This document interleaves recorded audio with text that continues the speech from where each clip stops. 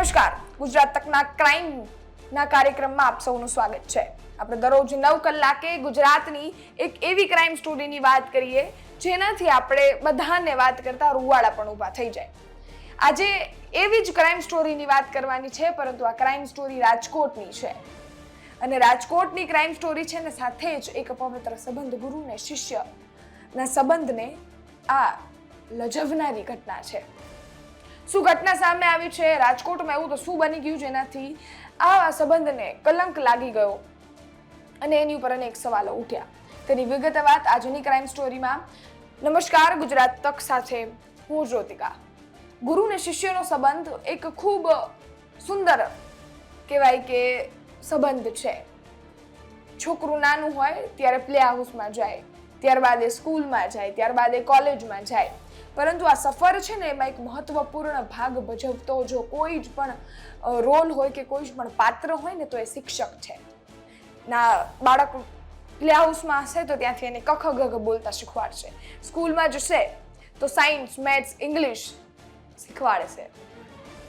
અને કોલેજમાં જશે તો જે પણ કોર્સ લીધો હશે એના પર શીખવાડશે. પરંતુ આ બધું તો શીખવાડે જ છે, પરંતુ ગુરુ એક શિષ્યના જીવનમાં ખૂબ મહત્વપૂર્ણ ભાગ ત્યારે ભજવે છે જ્યારે એ જીવનમાં તેની સૌથી મહત્વપૂર્ણ વસ્તુ શીખવાડે છે. એ છે ડિસિપ્લિન.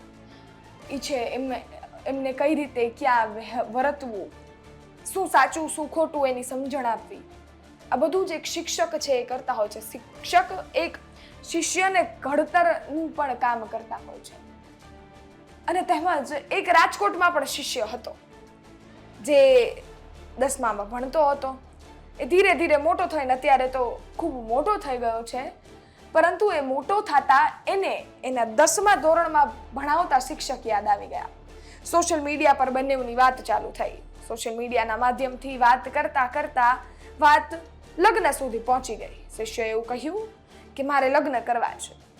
વાત પ્રેમ સુધી થઈ, પરંતુ આ પ્રેમ નહોતો. આ 2 વર્ષથી રમાતો એક ખરાબ ગંદો ખેલ હતો. શિષ્ય એની સાથે વાત કરતો, પૈસા લીધા, મદદ કરી, શિક્ષકના ઘરમાંથી ચોરી પણ કરી, સોનું લઈ વેચી નાખ્યું. વાત શિક્ષક કરી રહ્યા છે. અને બધાથી ઉપર એણે છેલ્લા 2 વર્ષથી એ ગુરુ સાથે શારીરિક સંબંધ બાંધ્યા હતા.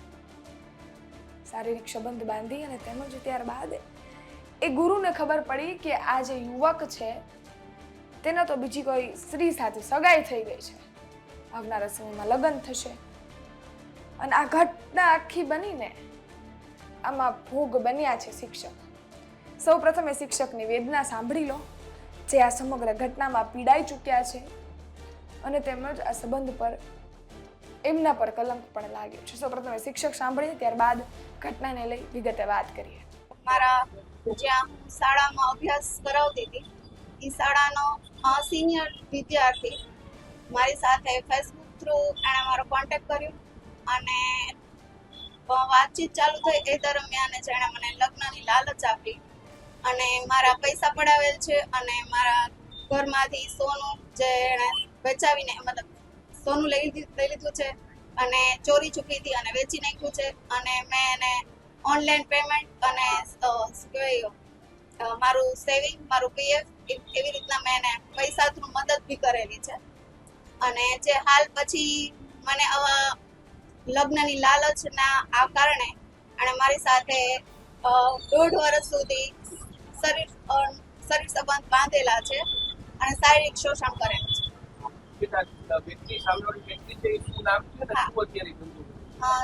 સર, એમનું નામ છે ધ્રુવલ પંકજભાઈ દેસાઈ. ખાલી અમૂલ પાર્લરનો શોપ છે, અમૂલ પાર્લરની.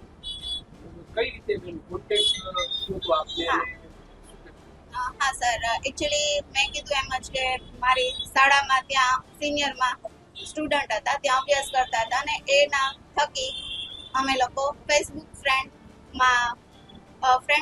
હતા. અને ત્યારથી પછી 10-12 વર્ષ પછી એણે મને કોન્ટેક્ટ કરેલો અને મારા સ્ટાફ સાથે અને એમના મિત્ર દ્વારા એને મારા અંગત મતલબ મારી પર્સનલ લાઈફ વિશે એને મોસ્ટલી ખબર હોવાથી એણે મારો કોન્ટેક્ટ કરેલો છે. અને એને ખ્યાલ પડ્યો છે કે હું ડિવોર્સી છું અને સિંગલ છું એના કારણે એણે મારો કોન્ટેક્ટ કરેલો હતો અને પહેલેથી જ એનો ઈરાદો એવો હતો કે આ વ્યક્તિ એકલી રહે છે તો આની સાથે આવી રીતના અ, અ, આગળ રિલેશન વધારું. સર જ્યારે હું 2012 અને 13 મેં સ્કૂલ જોઈન કરી ત્યારે એ વિદ્યાર્થી 10મા ધોરણમાં હતા. આ જ દરમિયાન એમણે મારી સાથે એમના પછી મારું કોન્ટેક્ટ એમના 2024 જૂનથી એમણે મારો કોન્ટેક્ટ કરેલો હતો અને લાસ્ટ 2025 ડિસેમ્બર સુધી ડિસેમ્બર સુધીમાં એમણે નવેમ્બરમાં મને ખબર પડી માર્ચ મહિનામાં જ એમના જ મહિલા મિત્ર સાથે એમણે સગાઈ કરી લીધી હતી અને ત્યારબાદ મને છેલ્લા 10 મહિના સુધી ખબર ના પડવા દીધી અને મને એવું જ કીધું કે હું તમારી જોડે જ મેરેજ કરવા માંગુ છું અને આપણે બહાર ફોરેનમાં આપણે સ્થાયી થવું છે એટલે એના માટે એણે મને જોબ બી મુકાવડાવી દીધી હતી મારી અને ફોરેન જવાની તૈયારી કરાવડાવી હતી. અને જ્યારે ખબર પડી સર કે એમની સગાઈ થઈ ગઈ છે એમના મમ્મી અને એમના મંગેતર મારા ઘરે આવીને મારી સાથે બહુ બધી મને અપશબ્દો કીધેલા છે, ન બોલવાનું બોલેલા છે અને એમના મમ્મી ખાસ એમના માતુશ્રી નીલેશ્વરી દેસાઈ જે મારા ઘરે આવીને મને ધમકાવી ગયા છે. એમના મંગેતર પણ આવેલા હતા મારા ઘરે અને મને એવું કીધેલું કે આમની સગાઈ થઈ ગઈ છે તમે આને કેવી રીતના આને તે મારા છોકરાને તે પૈસાથી ફસાયો છે, તું એટલી બધી મોટી કરોડપતિની દીકરી છો કે તું બધાને બોલાવે છે.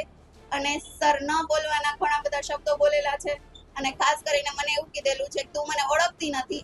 એમના માતાએ તું મને ઓળખતી નથી, હું ગોંડલની કુંડી છું અને રૈયાણીની દીકરી છું. આ બધા શબ્દો બોલી અને મને ધાક ધમકી આપેલી અને એ બાદ ધ્રુવલ દેસાઈએ મને જ્યારે ખબર પડી કે એમને પોતે પકડાઈ ગયો મારા ઘરે એની મંગેતર એને ફોલો કર્યો એટલે મારા ઘરે જ પકડાઈ ગયો છે. અને સર આ 1.5 વર્ષમાં મારા ઘરે સવાર બપોર સાંજ 3 ટાઈમ મારા ઘરે આવતો અને એઝ અ મને વાઇફની જેમ ટ્રીટ કરેલી છે સર. અને અમે કન્ટિન્યુ આ 1.5 વર્ષમાં બહાર જઈ આવેલા છીએ. ઓલમોસ્ટ ગુજરાતમાં એણે મને 4 ધામની યાત્રા કરાવેલી છે અને થાઈલેન્ડ મે મહિનામાં મને 10 દિવસ થાઈલેન્ડ પણ લઈ ગયો હતો.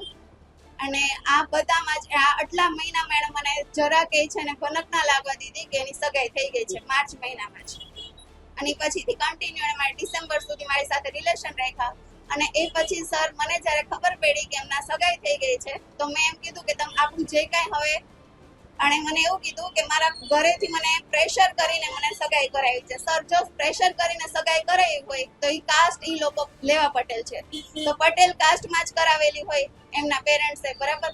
તો હાલ એમના પેરેન્ટ્સે પટેલ કાસ્ટમાં નથી કરાવેલી, એમના જે મંગેતર છે એ સોલંકી છે. તો સર આ જે છે એ વિચારો તમે ફ્રોડની ખોટું રીતે જ મારી સાથે એણે પહેલેથી જ આગળ વધેલા છે અને એ પછી મને એવું કહે છે કે મારે એમની સાથે સગાઈ તોડી નાખવી છે. તમને તો ખબર છે પટેલમાં ચટ મંગની અને પટ બિહા હોય છે. તો મારે તમારી સાથે જો ખોટું કરવું હોત તો હું તમારી સાથે કેવી રીતના હું રહી શકું. આ લોકોએ મને ધરારથી મતલબ મારા પેરેન્ટ્સે મને ધરારથી સગાઈ કરાવી છે અને મારે એ સગાઈમાં મતલબ મારી સગાઈ તોડી નાખી છે અને મેરેજ તમારી સાથે જ કરવા છે અને મારે તમારી સાથે જ બહાર સ્થાયી થવું છે. અને આ કર્યા પછી સર પછી એણે મારા થોડા ટાઈમમાં જ મને બ્લોક કરી દીધી. મારા બધા ફોન મેસેજ કોલના આન્સર નહોતા આપતા. એ પછીથી મેં એમને કીધું કે હવે તમારે મને પ્રોપરલી આન્સર કરો થોડા ટાઈમ પછી જ. એટલે મને સર કન્ટિન્યુ મારા ટાઈમમાં એણે મને એવું કીધું કે મારે સગાઈ તોડવી છે, મારે તમારી સાથે જ રહેવું છે. તો મેં કીધું હવે આ કન્ટિન્યુ 1.5-2 મહિના સર થઈ ગયા આ ટાઈમને. પછી મેં પ્રેશર કર્યું કે યા તો તમે મેં કીધું ત્યાં સગાઈ તોડો યા તો મારી સાથે રિલેશન પૂરા કરો, બરાબર સર. તો એણે એ ટાઈમમાં છે મને નંબર બ્લોક કર્યા, મારો કોન્ટેક્ટ કરવાનું બંધ કરી દીધો અને મારા ઘરે આવવાનું બંધ કરી દીધું સર. ત્યારે હું એમના શોપે ગઈ અને શોપે હું જ્યારે ગઈ ત્યારે મને એના એવા શબ્દો કીધા કે હું તમને ઓળખતો નથી, તમે કોણ છો, અહીંથી નીકળ. અને મેં એમ કીધું કે જે કાંઈ આપણો પૈસાનો વહીવટ થયેલો છે એ મેં કીધું આપણે કમ્પ્લીટ કરી નાખીએ. તો એમણે મને એમ કીધું ક્યાં પૈસા, તમે મને કોઈ પૈસા નથી આપેલા અને હું તમને ઓળખતો નથી. શબ્દો એમણે મને કીધેલા સર. સર અંદાજે છે ને ટોટલી મારા 6,34,000 ઉપરનું છે. 34,000 નું મારું ગોલ્ડ એને વેચી નાખેલું છે અને 6,000 અંદાજે 6 લાખ રૂપિયા અને 34,000 નું એને મારું ગોલ્ડ વેચાવી નાખ્યું. આપણે સાંભળ્યા એ શિક્ષકને જેણે સમગ્ર બાબતે વાત કરી છે. વાત ક્યાંથી ચાલુ થઈ હતી, ક્યાં પતિ છે, શું કામ એમને પોલીસ કમ્પ્લેન કરવી પડી છે, આ બધાની વાત ત્યાં કરવામાં આવી છે. સાથે જ હવે આ સમગ્ર કેસમાં પોલીસ સ્ટેશનમાં કમ્પ્લેન ફાઇલ થઈ ચૂકી છે. અનેક પ્રૂફ પુરાવા જોઈ અને પોલીસે આ જે શિષ્ય છે તેની ધરપકડ કરવાની પ્રક્રિયા ચાલુ કરી છે, તેની શોધખોળ ચાલુ છે. આવનારા સમયમાં આરોપી બન્યો છે જે શિષ્ય, એની ધરપકડ પણ થઈ જશે.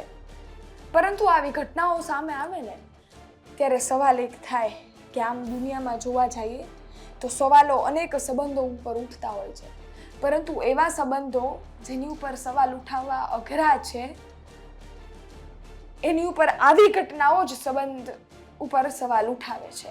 અને આનાથી દુઃખમય ઘટના આપણી સામે નથી આવતી. તમારું શું માનવું છે આ ઘટનાને લઈ?